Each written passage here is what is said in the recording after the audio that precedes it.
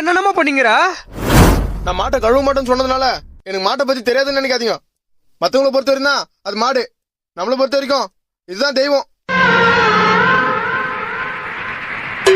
முதல்ல மாட்டு பொங்கலை நம்ம ஏன் கொண்டாடுறோம்னு தெரியுமாப்பா உங்களுக்கு? பொதுவா மாட்டுங்களுக்கு நெல்லை நம்ம அறுவடை செய்யறோம், வைக்கோல அதுக்கு கொடுத்துறோம். வாழை இலையில விதவிதமா நம்ம வச்சு சாப்பிடறோம், ஆனா எச்சில் வாழையிலே அதுக்கு கொடுத்துறோம். இந்த மாதிரி நம்ம மாட்டுங்களுக்கு கொடுக்குற எல்லாமே கழிவு பொருள் தான். ஆனா நமக்கு அது பதிலுக்கு பால், தயிர், மோர், நெய், வெண்ணெய், உன்ன சொல்லல, இந்த மாதிரி பல தேவையான பொருட்களை மாடு கொடுக்குது.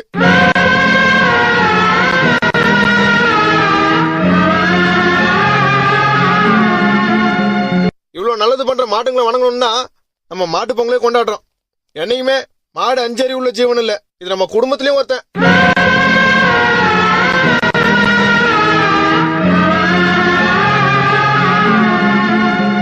இந்த மாதிரி புகழ்ந்து பேசினா உனக்கு பெருமையா இருக்குமே, எல்லாம் இன்னைக்கு ஒரு நாளைக்கு தான்.